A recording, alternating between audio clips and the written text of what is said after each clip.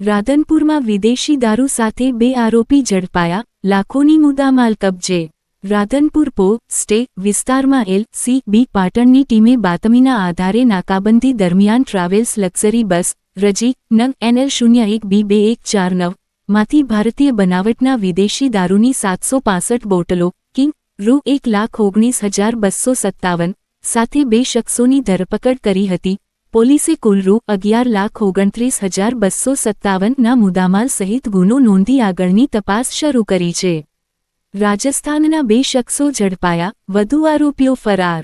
આ પ્રકરણમાં રાજસ્થાનના ઉમારામ ઉર્ફે ઓમપ્રકાશ મેઘવાલ અને વિજયકુમાર જાટને ઝડપી લેવામાં આવ્યા છે, જ્યારે બિશ્નોઈ બાબુલાલ, તોફિક દલ, સરફરાજ સમા અને જયદીપ બોરીચા સહિત 4 આરોપીઓ હજુ પણ ફરાર છે। રાધનપુર પોલીસે તેમની શોધખોળ તેજ કરી છે। એલ.સી.બી. પાટણની ટીમની સફળ કામગીરી। આ કાર્યવાહી માટે પોલીસ મહાનિરીક્ષક ચિરાગ કોડિયા અને પોલીસ અધિક્ષક વી.કે. નાથીની સૂચનાથી એલ.સી.બી. પાટણના પી.આર.જી. ઉનાગર અને તેમની ટીમે સંકલિત અભિયાન ચલાવ્યું। લક્ઝરી બસ ઉપરાંત 2 મોબાઈલ ફોન અને અન્ય મુદ્દામાલ પણ જપ્ત કરવામાં આવ્યો છે।